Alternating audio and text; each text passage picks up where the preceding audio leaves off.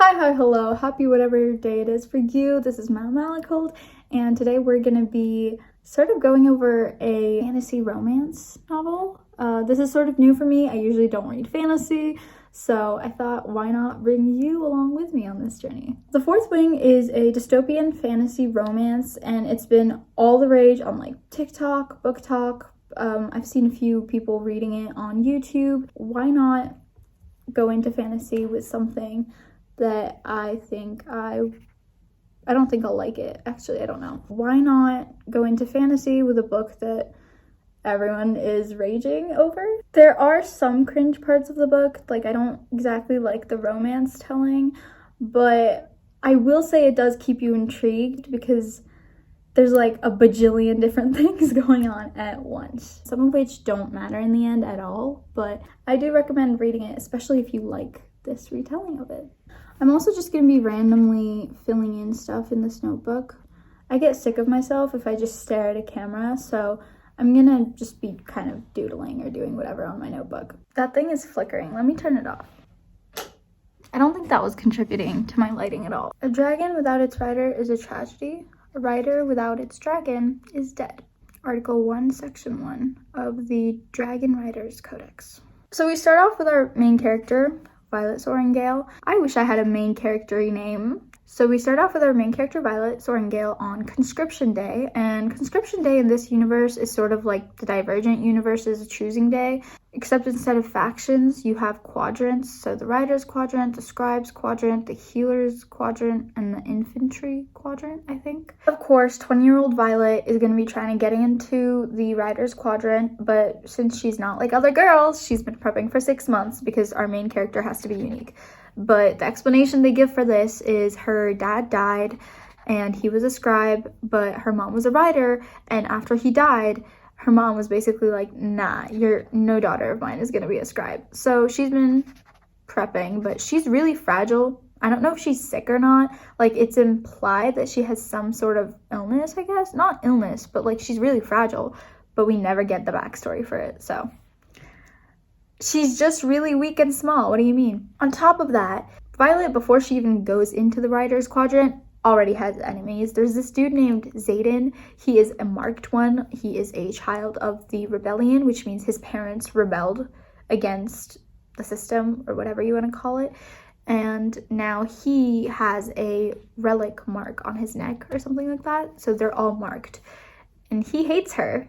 And he basically says like, oh, I'll handle you when they recognize each other. Mira, her sister, is a lieutenant, by the way, and she takes her to Conscription Day, gives her like a few pointers, tries to get her out of having to go to the Riders Quadrant, but Violet's mom will not be convinced. So their first thing to get into the Riders Quadrant is like walk across this parapet or whatever, which I'm assuming is just like this really, it's like a ladder, I guess, across this cavern or cliff or whatever. And there's no ropes or anything, like you just have to stand, but it's raining. Of course, Violet makes an enemy straight away. I think it was like when they were getting in line for the parapet, she makes this enemy called Jack.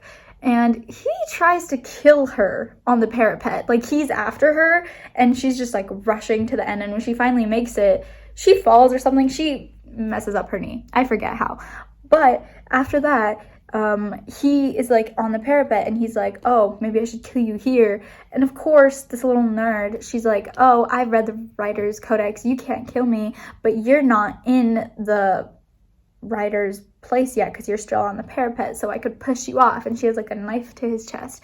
And then the chick who's supposed to be like putting them in is like, yeah, she's kind of right. She's really got you here. And that is the moment where she should have just literally K-worded him. Like, I don't understand why this man is a nuisance throughout the entire rest of the novel, because he could have just been K-worded right here and now. But instead, he's just like this little wart that won't go away. Anyway, she already makes a friend, Rhiannon. They exchange boots, whatever the hell, so that, like, Rhiannon doesn't die on the parapet with the rain because Mira gave her a boot, but like that doesn't matter. The point is, she has a friend. Her name is Rhiannon, and then when she's crossed the parapet, she meets Dane, who is her childhood best friend. His last name is like Ados, I think. Dane Ados, yeah. And he's like, why'd you mess up your knee? And he's really surprised that she wants to be a writer because she doesn't, to be honest. Her mom forced her into it. But once their classes start or whatever, so Dane is a second year and Violet is now a first year. So he's like a lieutenant, I think, I forget. And so Violet is under him, and then Xaden gets their group under himself because he's like a third year, to my understanding. So when their classes start, Rhiannon and her make a deal that Rhiannon will teach Violet how to fight because Violet's such a weakling, and Violet was studying to be a scribe. So she's like, oh, I'll teach you history and whatever. I think I'm getting the better end of the deal, but... And then just under her pillow one day, she finds this notebook, and it's from Mira. This book was given by Brennan, their brother, to Mira when she was going into the Rider's Quadrant initiation, whatever the hell. And now Mira gave it to Violet. So this book is supposed to get her through this initiation thing. Through the book, she finds out that actually the people she's gonna fight in the fighting thing are pre-planned. So she sneaks out and she finds out who she's gonna fight, and this chick is like, let me just poison my opponents. I have no chance, so I'm just gonna poison them. So to poison them, she needs her little herbs or whatever, and she goes out through the forest. She's up a tree. I don't know what the flip she's doing. She's just getting things. Sorry, someone texted me. Anyway, she's up a tree looking for some sort of leaf or something, and she sees Xaden and a bunch of other marked rebellion people getting together, which she's super scared, terrified, but she realizes that Xaden is really just being like, oh, if you guys need help, like any mentoring, who needs help with what? He's just trying to help keep them alive, because these people could potentially just, through the initiation, so many people fell on the parapet. Like, people are just left and right throughout this whole initiation thing, which is kind of dumb if you ask me. It sounds like they don't have enough people alive in this community as is. So why would you make it so that they just, if they fail, it should be that they can like relearn, get stronger. But who am I? You know, I don't know. It also desensitizes you to like, every time someone, they just say their name. And then they're like, oh, we submit you to the god Malek or whatever. And I'm just like, who the flip is Malek? But they explain it. He's some sort of god of death, or I forget. But the point is they sort of submit them to some sort of god. Back to Xaden and his little meeting. Basically, he's just helping other people. Of course, after the meeting disperses, when she's leaving, Xaden finds her, and it's a flipping high tension moment. He's like, effing Soaring Gale. And she goes, was it my perfume that gave me away? I command shadows, but sure, it was your perfume that gave you away. Which, I don't know why he tells her his power. I feel like that's making yourself vulnerable. Why are you telling this chick what your power is? Even when Dane tells Violet his power, he tells her not to tell other people. So I don't understand why Xaden would tell her his power, but anyway, what? Eidos hasn't warned you not to get caught alone in the dark with me yet? I forgot to mention, the reason why this is a problem and why Xaden is sort of threatened by her knowing about this meeting is that gatherings of more than 3 marked ones are illegal, I think, because, of course, the system is terrified that they'll rebel again because they're the children of the rebellers. So it's technically illegal, but she goes, oh, I won't tell. And he's just like, great. Nice, thanks. She's more concerned with how he'll handle her, and she's just asking, is it now? When is it? And he goes, it's not fun if you expect it. So these are sort of tension moments that are supposed to be building their rapport or whatever. I say whatever way too much. When he walks away, she's just thrilled that she got her little herbs or whatever and wasn't caught. Next chapter starts with, there is an art to poison not often discussed, and that is timing. Only a master can properly dose and administer for effective onset. One must take into account the mass of the individual, as well as the method of delivery. Effective uses of wild and cultivated herbs. Obviously, she doesn't always get the timing right, but she's really winning against most of her opponents through technicalities of them getting sick, them getting too sick, one had to cancel, and just sort of a culmination of these things. So she's sort of getting through the fighting stage, but very barely. Eventually, Xaden figures out what she's doing. He just starts fighting with her on the map after he realizes a little bit, and he says, oh, it's smart, but the problem is if you aren't testing yourself in here, then you're not going to get any better. And he sort of starts teaching her just physically right in front of everyone, and once she's sort of getting the hang of it, he's like, she can be taught, and she goes, she's a quick learner. More rapport. He's right though, because they need to stay alive in the real world when she's going to be fighting with dragons, and she's fighting with the dragons, not fighting against the dragons. He's sort of focused more on getting her better. To Dane, he says she could use a little less protection and a little more instruction. And this is sort of when the rift between Dane and Xaden in terms of love interest starts to begin, because Dane is very interested in protecting her. Every opportunity he gets, he tries to get her to quit and go to the Scribers Quadrant. He's always saying things like, oh, I could get them to accept you. You can still take the exam. You'll make it. You'll turn into a scribe. And at this point, she's convinced that, hey, if I don't become a writer, it's not worth it. I've gotten this far. And also, she's convinced that her mom would just bring her back to the Writers' Quadrant, which would make everything harder for her. Anyway, through stuff like this, Xaden's little nickname for her becomes Violence. I don't understand how their fighting thing works, because I feel like it's unfair if the other person is so much heavier than you. They have such a big advantage, but doesn't matter here. All throughout this thing, Jack has been insulting her and being like, I'm gonna kill you, which is not great. In fact, the first person that he fights, he snaps their neck. He doesn't face any repercussions for this. The people just get angry. They're like, oh, why we told you no.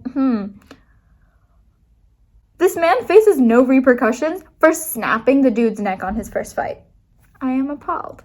Regardless, the next thing they're working on for this initiation is the gauntlet, which is sort of this obstacle course, to my understanding. I'm not going to get into the specifics, but the point is, for one of the things, she's too short, and no one really cares. They're just like, you got to get through it. I don't know how. She figures out that she can use daggers to climb this specific part she's too short for, and so she does that, and then she defeats the gauntlet when one of Dane's friends, Amber, who is a wing leader, says Violet was cheating, and Violet sort of quotes this codex thing again, but Xaden allows it, and she is punished like a little bit, I think. It's not too bad. Her finishing the gauntlet means that she's allowed to go to presentation, which is sort of them presenting themselves to the dragons before they can bond on a later day. They're going across this bridge thing, which I'm assuming is open, so the dragons can just stare at them and judge them. Snack break. So when they're in presentation, they see this small golden feather tail, which a lot of them don't know about. They don't even know that that type of dragon exists. And Tynan, which is a person in their group, insults it. And the dragons burn a few of the students after that remark. And Tynan, which this whole time, I'm still wondering, how are they just casually people left and right? I feel like there's limited number of riders. So technically speaking, shouldn't the dragons not be doing that? I guess that's not true though, because throughout the book they have people who are second years who are going through the initiation again because a dragon didn't bond with them the first time. But also it seems like there's so many dragons who are unbonded, or since there's so many people left and right, even the bonded ones, their riders would, I don't know. Regardless, Violet and Rhiannon make it out of this presentation thing alive. Finally, it's time for threshing. This is the fight plus the dragons bonding thing. So all the first years go into the fields and find a dragon that wants to bond with them. So they're all in the field. Violet's just trying to avoid Jack and those guys because technically they're allowed to her out here. When they're there, she sees the golden feathertail, who's a lot smaller. It's this golden dragon amongst all these other ginormous, terrifying dragons. And she hears Jack, Orin, and Tynan, I think, talking about how they want to get rid of that dragon because it shouldn't be there. The priority is to get the dragons to bond with you, so I don't know why these three are focused on getting rid of this one dragon, but just because they feel like it, I guess. actually their logic throughout the book is sort of weeding out the weak, so that dragon is weak. But size doesn't determine strength. They have no idea of knowing what powers that dragon has. So why would they do this? I don't know, because it's convenient for the plot, I'm assuming. They're basically talking some bull about how they have to destroy the weakest link. So Violet heads over, she tries to get the golden dragon to leave. She's just mentally screaming at it and also real screaming at it to just fly away. And at some point she's just like, do you not fly? What's going on? But the guys arrive too fast, and then Violet sees Xaden just watching them. But he's a third year, so he's not allowed to save her if the guys end up trying to her. She starts fighting the guys. She throws a dagger at Jack, just ruins his shoulder. I'm forgetting a very crucial moment here. Xaden steps in and almost breaks the rules. And this is also a very significant moment in terms of the romance, because she had asked Dane if he would break a rule for her, or Xaden had asked for her, I think. And he says no. But Xaden almost breaks a rule for her. Action-wise, he never answers this question. They never talk about this. But he steps in and almost breaks the rules to save her and to get her not to. So, turning point. I smell the romance plot right here. I smell it. I see it. Does the way she talk about him bother me? Yes, it does. But in this moment, is that what he does? Yes, that is what he does. When she starts struggling with the other two, a ginormous black dragon just comes, tells her to get out of the way in her brain, because dragons don't talk. And when she does, he burns Tynan. So Jack is already left at this point. His shoulder's just messed up. Oren is knocked out. And Tynan is gone. So Violet's like, I'll just let him live, because this chick does not have a survival instinct to save her life. Now, in a totally unforeseen chain of events, the black, ginormous, extremely powerful dragon decides to bond with Violet, one of the weakest riders in that unit. I'm sorry. Of course she's a weak main character, and of course the biggest, baddest dragon of them all chooses to bond with her. His name is Tarn, and he's super old, and he's super big. He flies back to Flight Field, which I think is where the bonded people go, with Violet, and the golden dragon starts following them. Of course, there's this scene where she lands and everyone's like, oh, and they're just watching her and her dragon, and they're like, oh my god, it's the dragon. They're just like awestruck. Violet goes to register her bond, and the golden dragon talks to Violet in her brain. She's like, oh, my name's Andarna.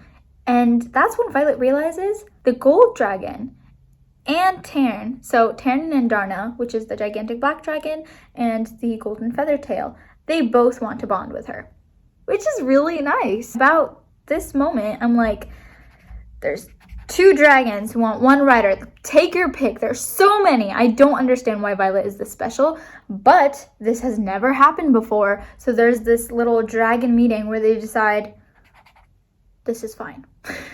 Humans have no say. The dragons just have this little meeting by themselves, come back, and they're like, yeah, this is fine. You guys can both have her. Now, after that, Dane kisses Violet out of excitement. Then come to the mutual understanding that this was a break in some mental thing for them, and no, they do not like each other, thank God, because I cannot stand that man, if we're gonna be honest. Tarn and just Dane and all of these other people are sort of warning Violet that unbonded people are now gonna be after her, because if she, then Tarn is free and can bond with someone else, and since he is super powerful, everyone wants a piece of that pie. And then just out of nowhere, one night, Violet is sleeping and she's attacked by 6 people. 6 people. You heard that correctly. 6 people. This is another thing that just comes out of nowhere, and I'm just like, wow, this is so interesting. What is the plot again? But there's just so much chaos happening at once. One of them is Amber, the wing leader from before, and she runs off when she realizes that Violet is awake, and no, she's not dying. So Violet starts fighting them off, and at some point she comes very close, just not winning, because there's 6 people, and I don't understand how she's alive right now, because they're all shooting to Her. And Darna uses her powers to like stop time for a little bit. Yeah, that's a power she has. The amount of time she can stop it for is not long, and she gets really tired quickly, so this isn't a power that's gonna like ruin the trajectory of the book where I'm just like, why can't she just stop time? But Violet uses the stop time to break free of Oren's grip and run towards the door. Xaden is in the doorway by then and sees this whole interaction, and then he just keywords the other 5 attackers and takes Violet to see his and her dragon. Xaden reports this. Those students are gonna be found and caught, and he sort of says, don't think I didn't notice, you didn't go for any kill shots. And this chick, like I said, she has no survival instinct. She was sort of shooting for pain and not even though there's 6 people on her, and she could just not exist tomorrow, but who am I to point out the circumstances of her existence? But a later sort of flirty conversation with Xaden gets this wonderful line, I'd have to be a masochist to sleep with you. And I can assure you, I'm not. Spoiler alert, that is not true. I wish it were. So yes, she does later sleep with him, and yeah, I did skip through that because it made me uncomfortable. Anyhow, this is when we realize that Xaden's dragon, I'm gonna call her Scale.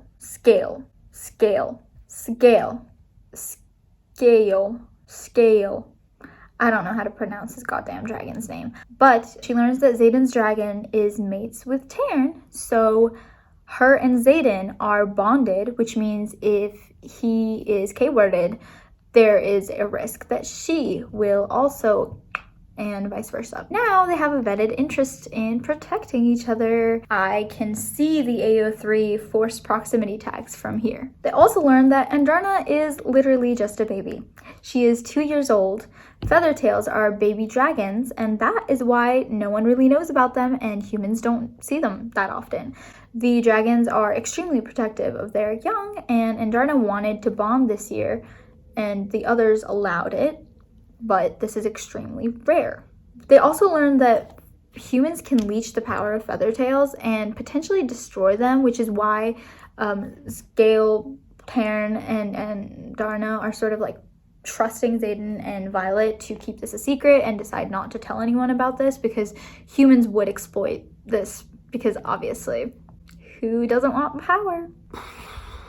This is like a closely guarded secret. They didn't just decide, oh, this happened, we're not going to tell anyone. Dragons know this, and this is a closely guarded secret, and that is why they had to have that meeting when Andarna tried to bond with Violet. Not tried to bond, they did bond. After that, Violet tells Xaden that Amber was one of the people who ambushed her in her room, and the following day, Xaden calls all the other wing leaders and puts Amber on trial.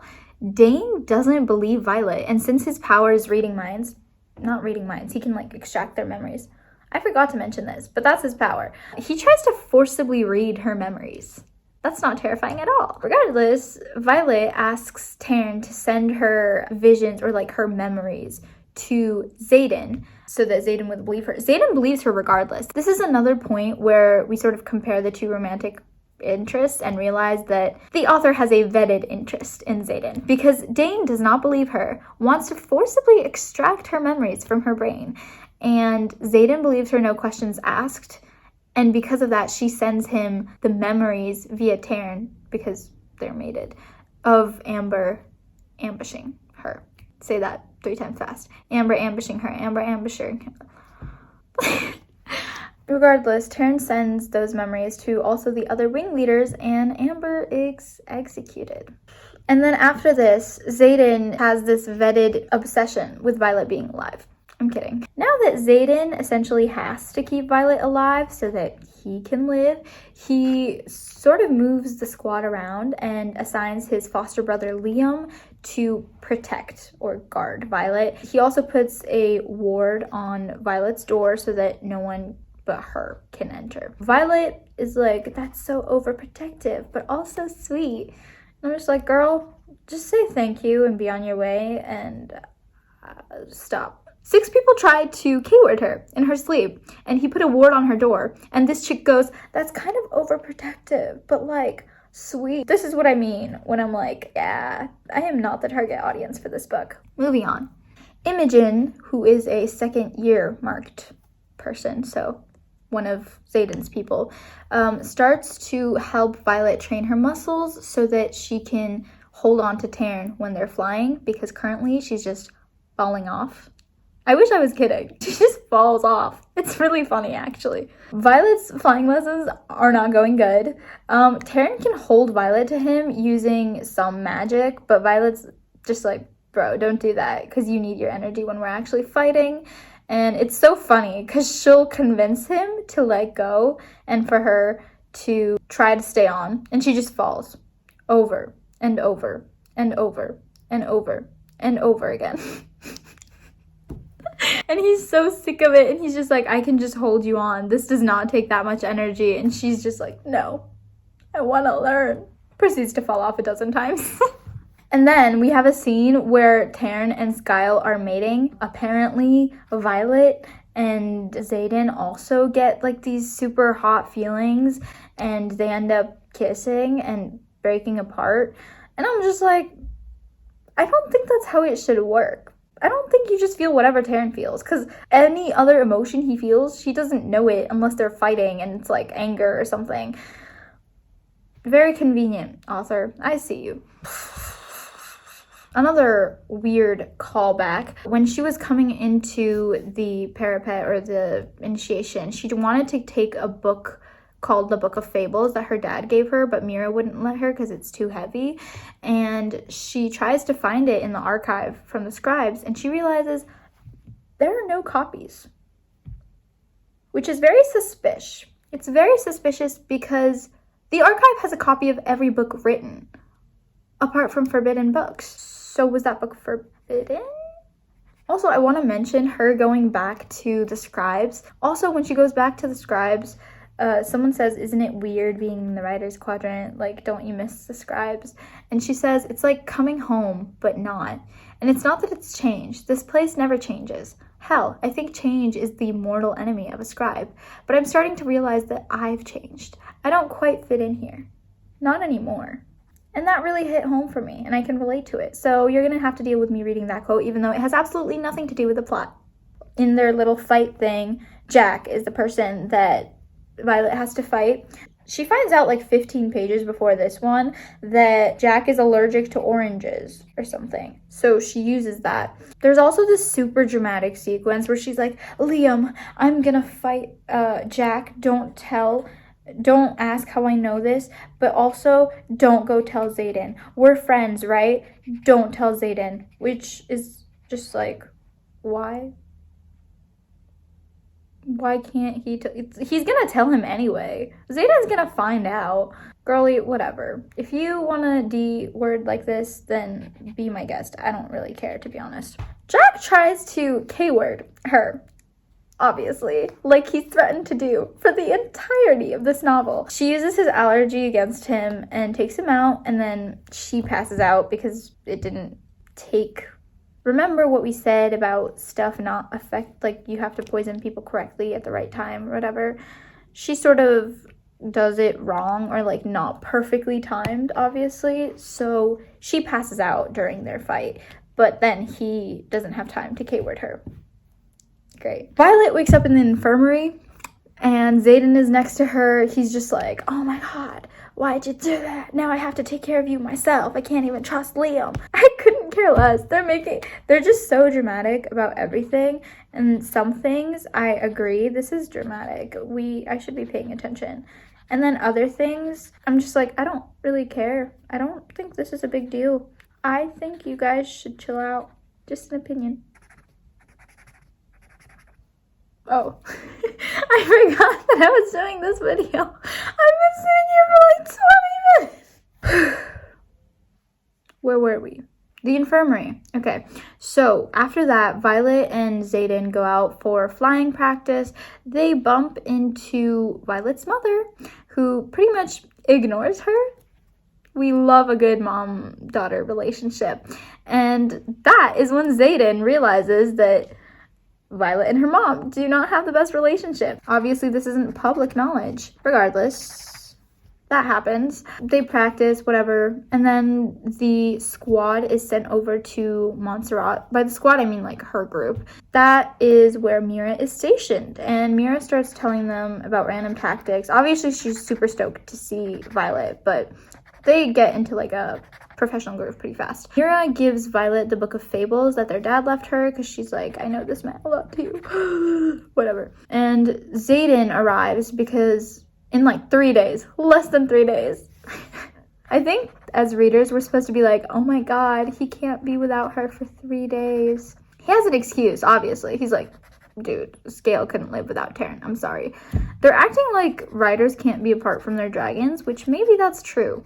I don't know. But I feel like Scale could just fly without.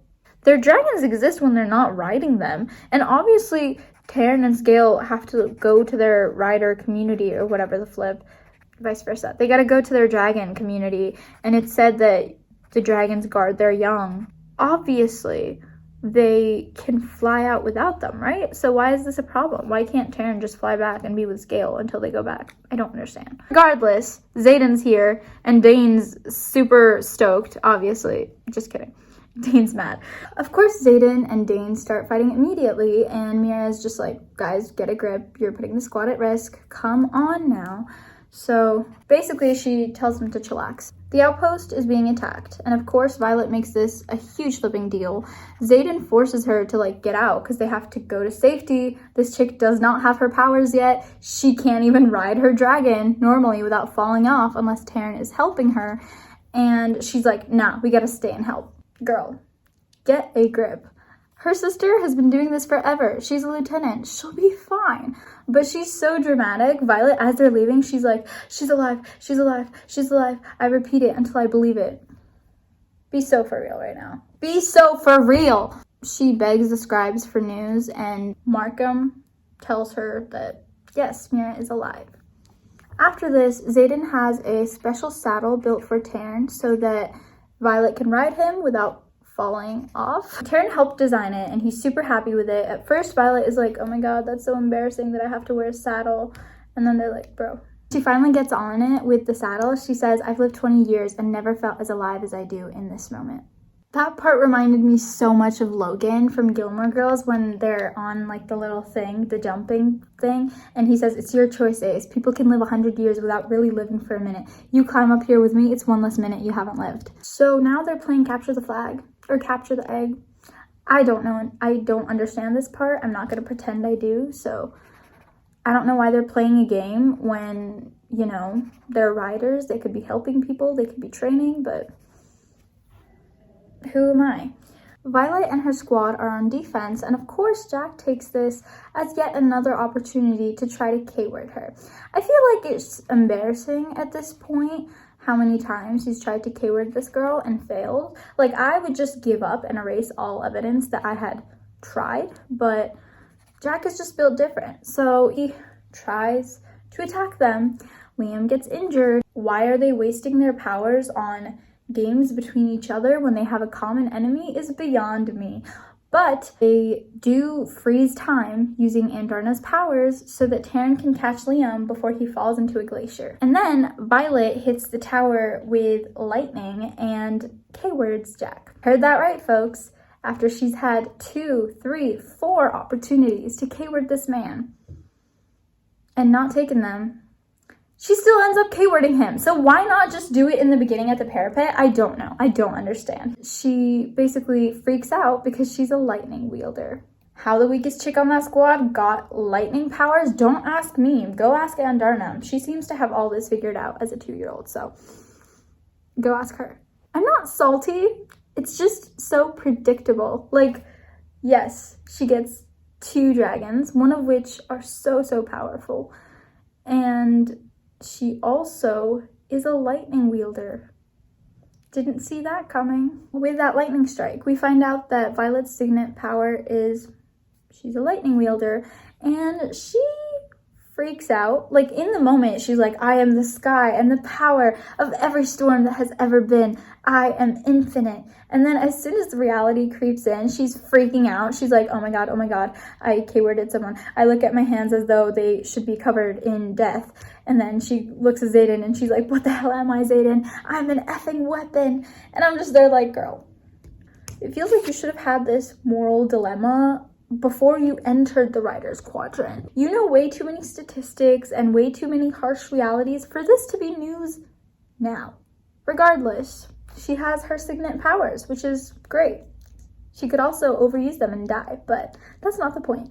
Of course, Violet and Xaden get it on because, you know, the moral dilemma of just having K-worded someone is just great foreplay. They can talk to each other using their minds, using their bond, which is kind of cool, I'm not gonna lie. Like, they're just talking to each other in the middle of class as a bunch of people staring, and I'm not gonna lie, that was annoyingly cute. Violet starts taking lessons with Professor Carr, and her stamina is improving, but she still has problems aiming the lightning bolts. There's a big party to celebrate the end of the rebellion, and I think this is sort of when Violet is realizing everything that's happening against the marked ones and how unfair it is. At this point, she already knows via Liam that Xaden stood up for all of them. So that's why they have the mark, that's why they have a chance. Otherwise, they would also have been executed. Xaden stood up for them and was like, if something happens, I'm to blame. And he has a bunch of scars on his back. Like, those all came from him taking responsibility and basically shouldering the weight of all marked ones on himself. At this party, the king comes, and by his side is Violet's mom, and the king compliments Violet, but he expresses like his discontent at like the very few number of rebel children that have showed up. And of course Liam's there because he's supposed to guard Violet, but who cares? The king doesn't. So Violet kind of realizes this, and she apologizes to Liam for making him come to the party, and the two of them leave through some sort of passageway. Violet goes to find Xaden, who is in the middle of the parapet that he could just fall off of at any moment. But you know, these people, they just love flirting with death. So does she call him? No. She goes on the parapet, and then he gets mad at her because he's like, this is dangerous. He tells her off, and then they go back to their dorms and they get it on again. And Violet is apparently just super living up to her name of violence because she shatters a window with lightning. Me personally, I would be terrified after that, but nah, they're just like, oh, she doesn't know how to control her powers yet, so that's not terrifying at all. What could possibly happen next? What is the overarching plot here? Because we have like 50 different things going on. And that's what makes it interesting. This is not a critique. I love it. At like 4 a.m., there's a knock on the door. It's Garrick, who basically said, guys, there's a lot of people who are, so you guys have to come really quickly. And these two, who haven't been sleeping, by the way, go, and Xaden gives Violet his flight jacket. Turns out it was just a drill. The final test, the war games, is actually what's happening. Now, Violet is supposed to go with Dane and the rest of her squad, but Xaden swaps her out to come to like Athabine with him. Dane is like, you gotta choose between me or him. And basically she's like, our dragons are bonded, I'm gonna go with him, dude.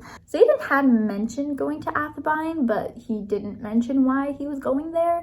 And so when they head off, they stop about an hour before they get to Athabine, and Xaden and Violet just do a bunch of coupley stuff while the dragons are resting, and then a bunch of griffin flyers show up.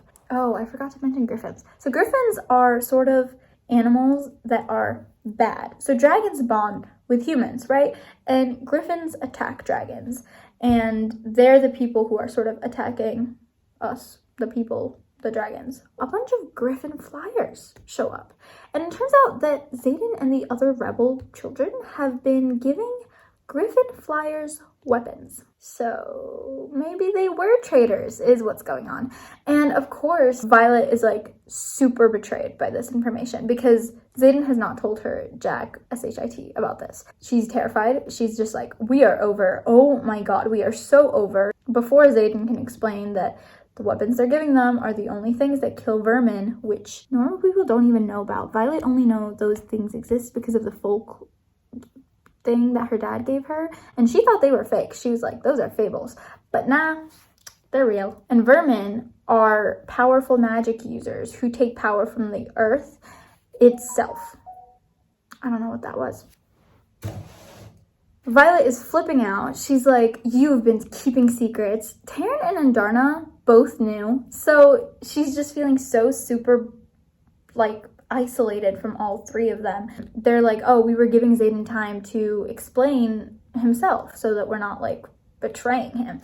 And she's just there like, oh my God, how could you not tell me about this? She slowly realizes that everyone has been lying to her. And after she realizes that vermin exist, she's like, possibly throughout history, like not just right now. Maybe every single person I've ever known has lied to me, because vermin obviously exist. But she doesn't have that long to be mad and upset at him, because the Griffin Flyers let them know that there's 4 vermin heading right to where they are, which is like Ressin.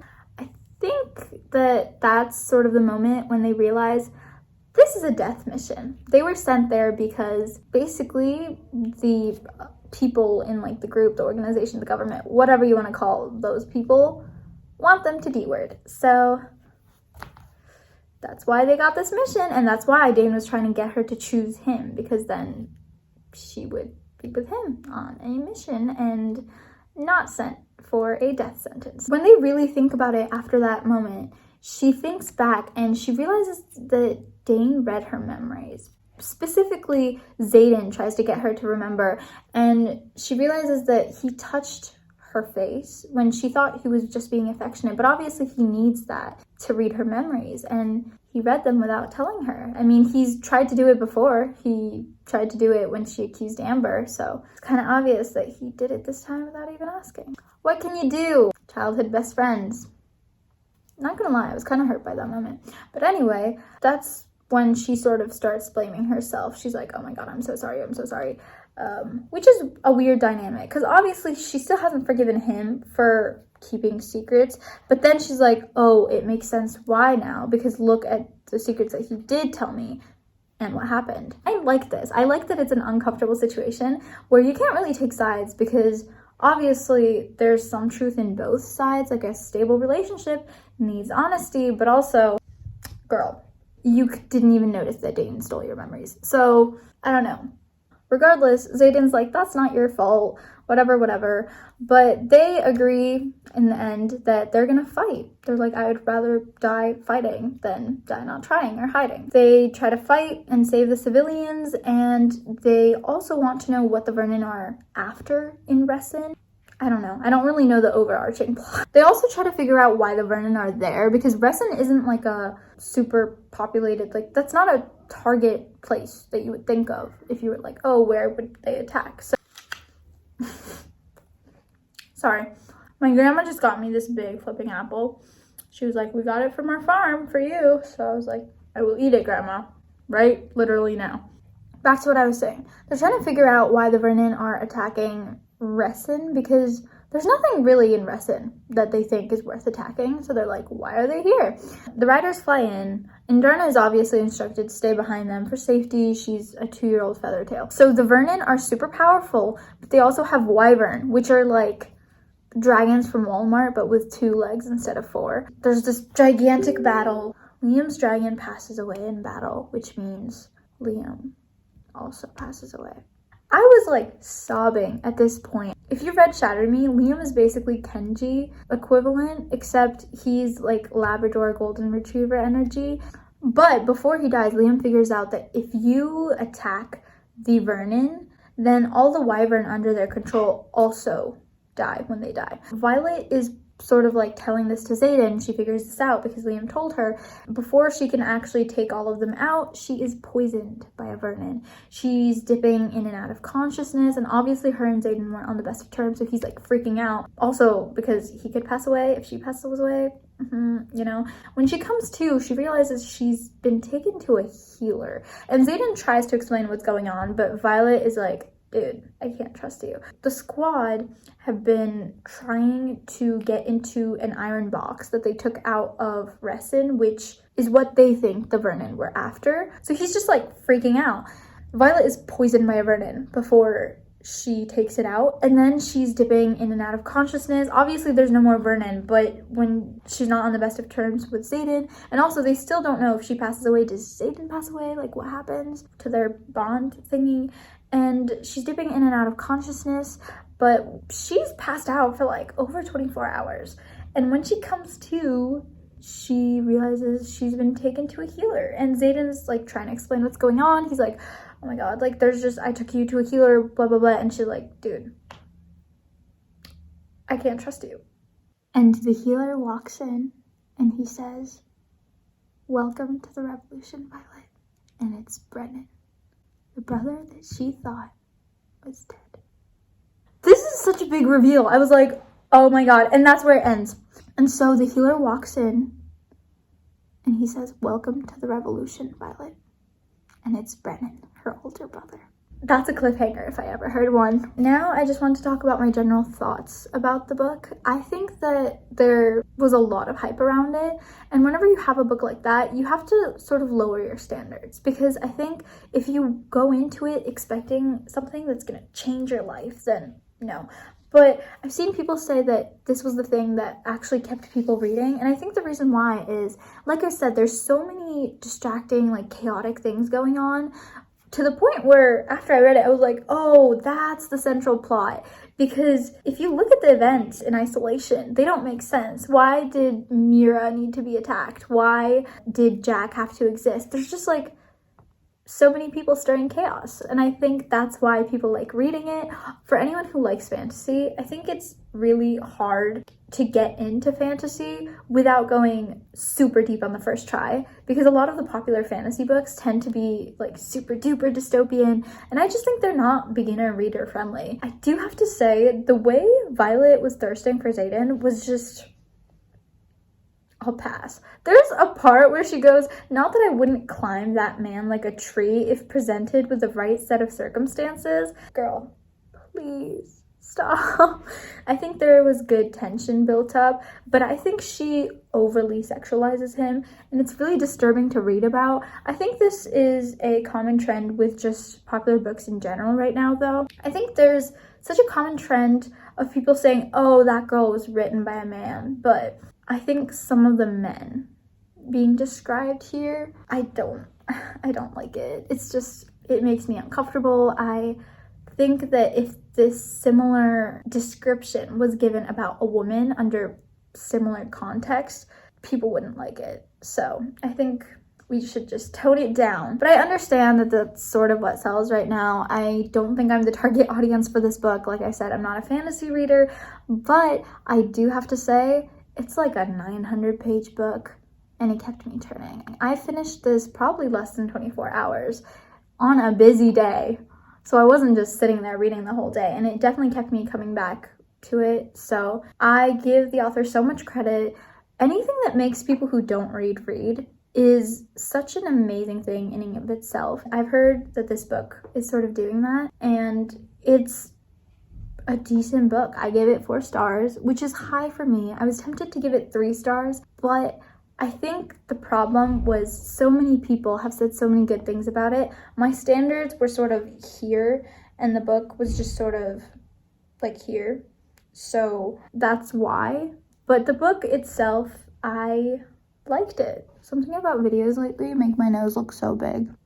I could not record this video in one go. This has taken me at least 4 hours because I keep getting distracted. Maybe people telling me I have ADHD is like correct. I used to do stuff like this a lot in middle school. I just listened to lectures and just do this. I have entire notebooks of this, and it's so satisfying. So I thought it would be fun to sort of make a YouTube video while I was doing this, because I find that looking at myself for long periods of time makes me feel weird. Thank you for watching this video. I hope you have an amazing whatever day it is for you, and see you in the next video.